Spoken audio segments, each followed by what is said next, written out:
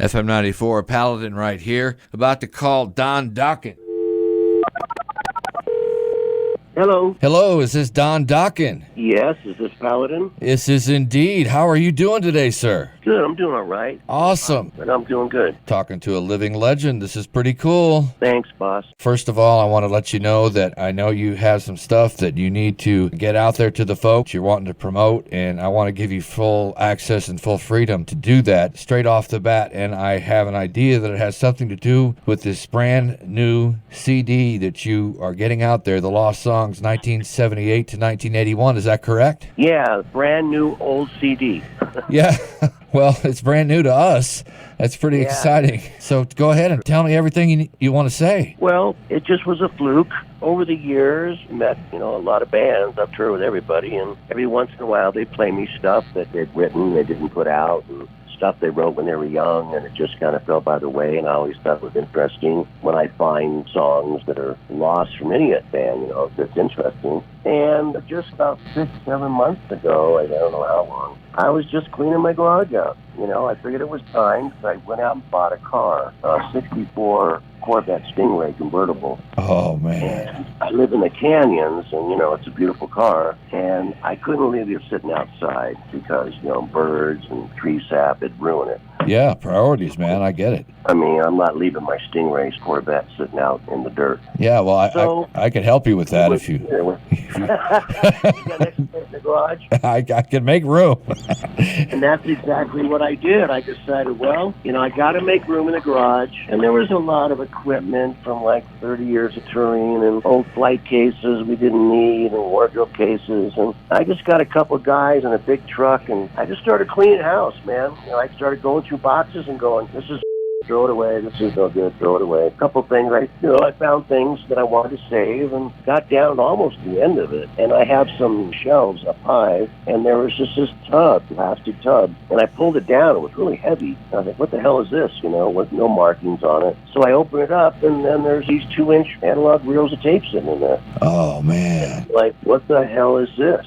I thought, and as people in me knows, you would know that people don't record on analog tape anymore. No, they don't. So we did back in the day, and I said, So I opened up the boxes, and a couple of them had Michael Wagner's name on them, who I'd met in Germany in 1979, did some demos. Mm-hmm. And it said Hamburg, the Tennessee Dawn Studios. And another tape said Media Art, Redondo Beach, 1978. And I was like, what the hell? So I took all the tapes and baked them, because you have to bake them when they've been sitting that long. Uh-huh. And I put them up on the machine, and it was just a bunch of these songs when I was writing when I was super young. Uh-huh. I would sneak in the recording studio. We used to call the download. The studio's empty between 2 in the morning and 6 in the morning. My friends would let me go in their recording studios and make demos and record. And that's what I did, and that's what these were. And some were finished and some weren't, and, I didn't know what to do with them. So then everything changed, the world changed, and COVID started happening, and I had a surgery that went bad, and my right hand wasn't working. And yeah, I meant to ask you about that, but since you brought it up, I saw an article, I think, was it Rolling Stone, February? Yeah, I had surgery and it went bad. And are you able to play guitar now, or is that done? Because the article said that was over. No, it's over. No, my right hand is paralyzed completely. Oh, I'm so sorry. That's horrible. I'm not happy about it either. I mean, actually, my whole arm is paralyzed from like the elbow down. I don't know what happened. It shouldn't have happened. It was a surgery that many people have had on my C6 and 7 spine, on my neck. For like a couple years, I was feeling these weird feelings. Like, for instance, I'd be riding my Harley, Uh-huh. and it just seemed like it was getting harder and harder to pull the clutch in. Uh-huh. And I took it to the shop, and I said, "There's something wrong with my clutch, man. It's too stiff." And Uh-huh. they go, "No, it's fine. There's nothing wrong with it." Because my hand was getting weak. That was my left hand. Right. And then my right hand, I was on tour, and I'd be playing these acoustic shows, and I was having a hard time pushing the strings down. I kept dropping the pick. I couldn't hold on to it, and I just couldn't figure out what the hell was going on. I went to a doctor and a spinal surgeon, and they did an MRI, and they said, "We wish you'd give you good news, but your spinal cord is completely smashed." Uh-huh. So we need to go in there and relieve the pressure on it. And that's what they did. And for some reason, when I came out of surgery, my right arm was paralyzed. So. Oh, man. And they said, give it 6 months, you'll be fine. I said, okay. I do physical therapy and all that. Well, now it's been 7, almost 8 months, and it's still not any better. I'm so sorry. So it's kind of a bummer. But, I look at it this way. I played guitar for 50 years. If it's over, it's over. I can still sing. And I got John Levin on guitar. We've been in the band 20 years. So he'll play guitar and I'll sing. So it's a bummer, but I'm learning to be a lefty now. So that's how that happened. So after the surgery and everything, we couldn't tour. So I decided to take these tapes in the studio and finish them. And that's what happened. And we ended up with the lost tapes. Well, I have to say you have the most commendable spirit that I've ever heard with your attitude. You've turned that into a cup half full story. And when I read that in the article, that I was impressed. You're still keeping a positive attitude. That's amazing. And the world now has these songs that we didn't have before. I'm amazed. And when we get to the end of this interview, I do have several questions I hope to ask you in just a few moments. But Sure. When we get to the end of this interview, I wanted to play track 1, Step Into the Light, because of the tracks available. Of course, the world is going to get to hear Step Into the Light before it's released. This album is going to be released on August 28th. All my fans on Twilight, this is a show called Twilight, which is 80s, 90s rock. So they're going to get to hear this track before it's released. That's going to be an extra special treat for this audience, a preview of something. That'd be great. But that's how the album is. It's a mixture of 5 years of me doing demos, and they're all over the map. And, I wouldn't say everything is audiophile and high-tech mixing because it was the 70s, but it's an interesting, even for me, journey of where my head was at when I was 23 or 4 years old, Well, when Step Into the Light starts off, it did sound like a Dokken track. Your voice was completely there. It sounded like a Dokken track. And then when it got into the song, hits it and starts getting heavy, the more it got into it and the guitars and everything else start ripping it up, the further it gets in, the audience is going to be just completely enthralled. And hoping I'm teasing it enough that when they get to hear it at the end, they're going to be just amazed. So when I get to that in a little bit. But yeah, thank you for bringing these lost songs to us. And I'm really just thrilled that I was given a chance to talk to you today, because this is another one of the chances to talk to one of my obviously idols growing up. I listened to you and saw your videos when I was growing up and in high school, and just was amazed. And of course, you guys all wore black on the albums, the album covers, and I wear black almost exclusively now to this day. So you had an impact. Cool. But anyway, so yeah, the stories behind this, I was reading some of the press materials. It sounded like Robin Trower's musicians are on some of these tracks. I'd like you to talk about that a little bit, how that happened. Well, the very first single I ever made in 77, started in 77, took a year to make, and I didn't have a band, it was just me. And I used to go hang out at this music store called Drake's Music, a block from my house when I was living in Manhattan Beach. And I'd go in there, and he had all these cool, rare guitars, really beautiful instruments. He let me play them, and my chops were pretty much up at the time. And he says, well, I like your guitar playing. Do you sing? And I said, yeah, kind of. And he said, you should go into the studio and do a couple songs. And I said, well, I can't afford it. So he got me into a studio to make 2 songs, a 45 single. And they don't even make 45s anymore. Right. And I have a band. But, Drake was a famous guitar player in his own right. He had been in a very famous band in the 60s called Paladin and the Raiders. And boy, did he tell me some stories about hanging out with the Doors and Hendrix and all that. Oh, yeah. He came from that era. So I hired Rusty Allen on bass from Rob Trower and Bill Lord on drums, and they came in, did the rhythm tracks, and we cut the songs. So that was kind of cool, and I was a big fan of Robin Trower already. And it took us about a year, but we only pressed 300 copies. And then in 79, I went and did my first tour in Germany, so I decided to get out of L.A. because the new wave scene was happening in punk, and the rock had kind of faded away, and it wasn't my thing. So I wanted to go to Europe where rock was still kicking ass. So I took the 300 records and sold them all on tour, and another song that disappeared to time. And I just, by the grace of God, found somebody I was talking to, like in an interview about it, and the guy says, oh, I have a copy of that single. And I said, you're kidding me, right? The one from 1979? He goes, yeah, my brother went and saw you in Berlin, and he gave it to me. And I went, if you could find that record, if it's not all screwed up, I'd love to have a copy of it. Wow. So that's how I found Hard Rock Woman it was just like that. So then I went on a mission to find all these songs that I never finished. And as I looked through YouTube and the internet, it turned out there were versions of these songs on YouTube and here and there that people somehow got copies of, but they sounded terrible. Mm-hmm. You know, they were a copy of a cassette, of a cassette, of a cassette. Uh-huh. You know, they just sound terrible. So I just went on a hunt to try to find the rest of the masters and the rest of the 2 tracks, and it took a long time. It took months and months and months. And I finally came up with the lost songs, and that's it. That's kind of the story in short. Well, that's an amazing quest, and I'm glad you went through all that. I'm still amazed at how you got to Germany, though. From the stories that I've read, you basically were living on a shoestring budget at the time. How did you pull that off? I was playing a club in the Valley called the Rock Corporation.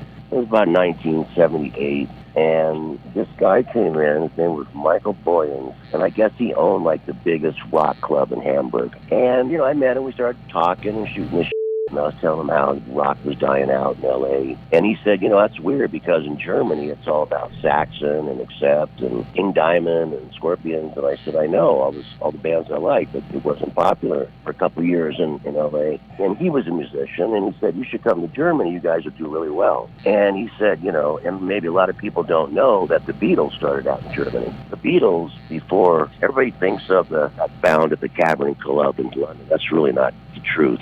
I mean, the Beatles went to Hamburg, Germany, and were playing clubs there just to try to get by and hone their craft. Mm-hmm. So he offered me to go to Germany and play the same clubs the Beatles played. And I said, sure, I'm in. I didn't have any money. So we hawked everything we had and all my equipment to get enough money for the plane tickets. He said, you can stay at my house, and I'll loan you some equipment. You can play at my club, and I'll feed you, and we'll see how it goes. And he knew all the other club owners, so that's why I went to Germany. Wow. Man, you risked everything. You put it all on the line, and it paid off. I definitely put it all on the line. I'd never been out of the country. I didn't speak German. I'd never been out of the country. It was a scary adventure, I have to say. Juan Crucier was bass player at the time before he went to Rat. Uh-huh. We were just a 3-piece. It was just Juan, me on guitar and vocals, and Juan and a drummer named Greg Becca. And the 3 of us took off and went to Germany and had our adventure, you know. Uh-huh. And we played all these clubs the Beatles played, the Top 10, the Star Club, the Chicago Club. And some nights we'd have 20 people, and a couple of nights we had a couple hundred people. When the word got out that this American band was coming over from L.A. to play in Hamburg and Frankfurt and all these Bremen and all these other cities. And it could have been a disaster, you know. I don't, you know, who knows what it could have happened. Yeah, but I mean, he could have been stranded over there. I've always been afraid of that. In radio, they always said, you know, I was given advice early on, like buy a U-Haul and plan on moving around, and I was too scared to ever do that. I stayed in the Dallas market for over 20 years and never moved from market to market because I was always afraid I'd get I was afraid I'd get stuck there. I was afraid I'd go to L.A. and then, you know, they'd fire me and I'd be stuck out there. So I never did. I never did do that. Yeah, so you did it, you pulled off, and then it was in Germany that you met the other guys, right? You met Lynch and the other guys that ended up forming Dokken, right? The band we know. Yeah, we were Dokken as a 3-piece. I came back to L.A. I went back to Germany again a year and a half later to try to do another run. It didn't go so well. It was really bad winter. It was snowing. Mm-hmm. But from that run, I met Peter Dirks, who was producing the Blackout album at the time. Uh-huh. And he said, oh, you know, your voice has a lot of vibrato in it. You know, you kind of sound like Klaus Meine. And he said, you know, Klaus is having surgery on his voice, and I don't want him to sing all the hard harmonies. I want him to rest his voice. Would you like to sing the background vocals on some of the songs? I said, hell yeah, in a heartbeat. Right. And he said, when you're done, I'll let you use my studio for 3 days to cut some more demos. So I did. Mm-hmm. And it turned out that another band that was in that studio was Accept. Uh-huh. They were recording at the same time, and Rory Gallagher. It was a big complex. And their manager, Gabby Halka, took my tape to Hamburg, came back, and handed me a plane ticket and said, Carrera Records wants to sign you as a French label. Uh-huh. So I was like, oh my God, I got a record deal. What's funny about that record deal is, I said, well, how much should I ask him for? And she's like, I'd ask him for like, I don't know, 20,000 marks, which turned out to be like $7,500. Uh-huh. Yeah. So 5 years later, we're getting $1 million deals.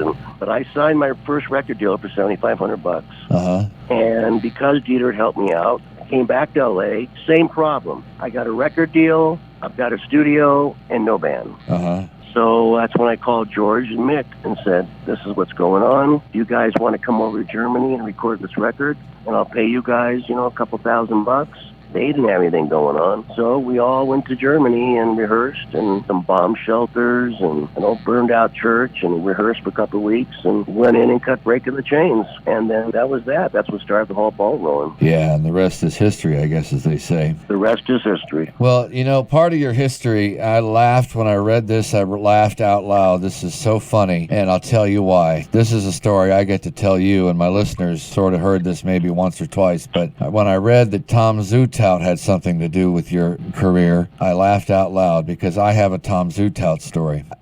In 1999, I thought I'm going to move from radio over to the record side of the industry because I had a dream. I thought I was going to move over to the music side, and that's where I wanted to go from the beginning. I thought I was going to get into music. That was my dream. So I went to South by Southwest in 1999. I had some business cards printed up. I worked at the clubs at night helping as a roadie, and it was before I screwed up my back, so I could still do that. I worked as a roadie at night and went to all the panels at South by Southwest by day, and Tom Zutaut was on a panel, and you had an opportunity to do a mentor session with anybody that was at these panels. So a 20-minute session with Tom Zutaut, and I used that opportunity to do basically an interview. I had my resume and I had my business suit on that I went to these panels with. I changed when I went to the club at night, and I showed up and I sat down with him, and I thought, I'm sure I'm going to score a gig. This is it. This is all riding on this 20-minute session. I sat down and he asked me what I had in my CD player, and at the time I could tell him truthfully, and even in 1999 I had Appetite for Destruction in my CD player, and I thought this is going to score me the interview, but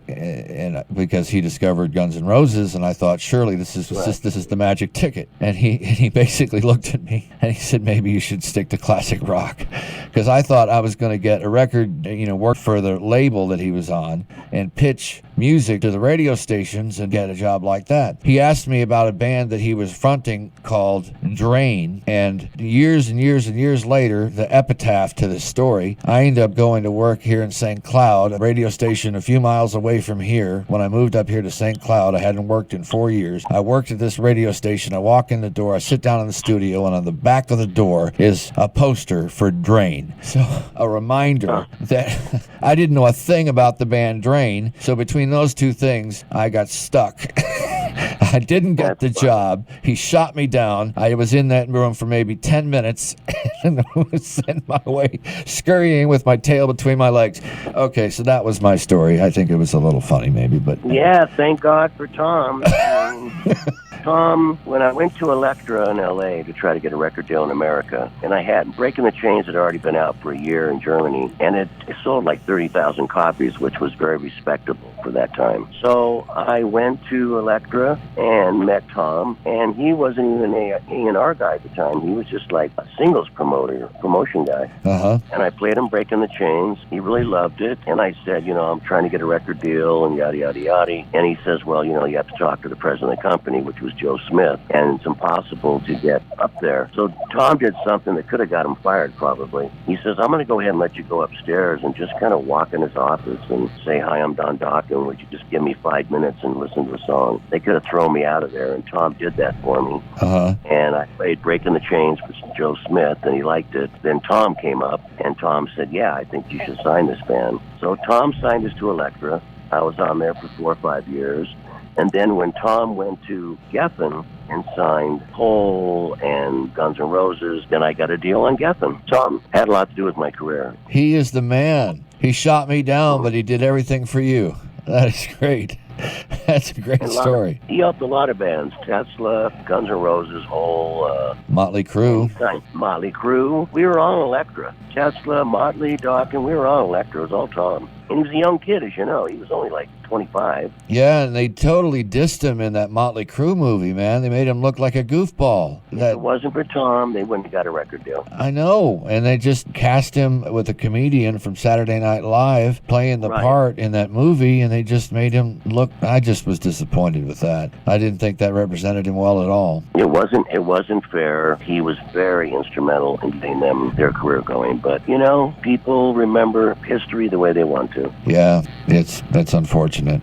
I've taken so much of your time, and you've been so patient with me, and I really do appreciate that. And I'll do my part to push the record, The Lost Songs, 1978 to 1981. How can they get a copy of The Lost Songs? I'm not sure. I guess you can go to Dokken.net, and there should be a link where you can order it or pre-order it. Okay. It's on Silver Lining Records, and I'm not sure where you can buy it. I mean, these days there's no more record stores. I'm assuming you get it on Amazon, because we did make CDs, which we call physical media, and I'm sure it'll be digital downloads. We did put it out on vinyl as well, but that's already sold out. Oh, really? Already? Already sold out. I didn't know that was even available yet. I thought it wasn't available till the 28th. Nope, there was a pre-order, and it's all sold out on vinyl. Okay. And the first pressing of the CD is sold out, but they're making more now. Okay. So I can't really say where you can find it. Just go to Dokken.net. I'm sure there'll be an ad where you can click on it and order the record. All right, very good. And then as far as social media and websites and all that, Dokken.net clearly, but you have other ones available. Looks like Facebook.com, Dokken Official, YouTube.com, Dokken Official. And then do you have a Don Dokken? There's Twitter, Instagram, you name it, we're out there. Yeah, Twitter.com, Dokken, Instagram, Dokken_official. Anything else that I didn't mention?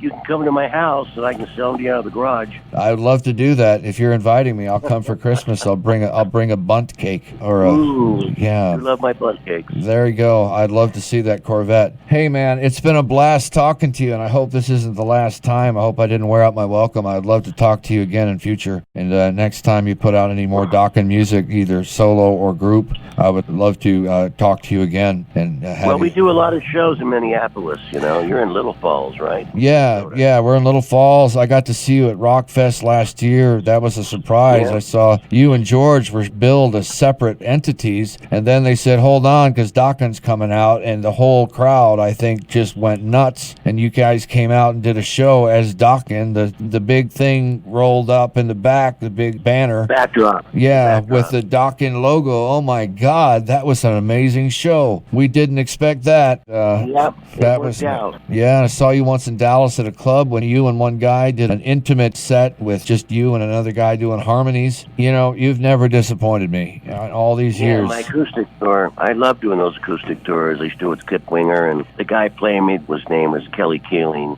He was in a band called Baton Rouge back in the day, and so we had a lot of fun on that acoustic tour. It's easy breezy, and as you saw the show, I did a lot of storytelling and cracking jokes and having fun and playing songs, and it was a lot of fun. Yeah, man. I'm a fan, and I support you, and whatever I can do to help support any efforts that you're doing corporately or individually, I would love to be a part of it. So thanks for being on Twilight here on FM 94, and I'd love to have you back. I'm going to give the audience a taste of what they can get with the Lost Songs 1978 to 1981. Right now, I'm going to play Step Into the Light. This is track 1 on the new record, the new old record, right here on FM 94 KFML.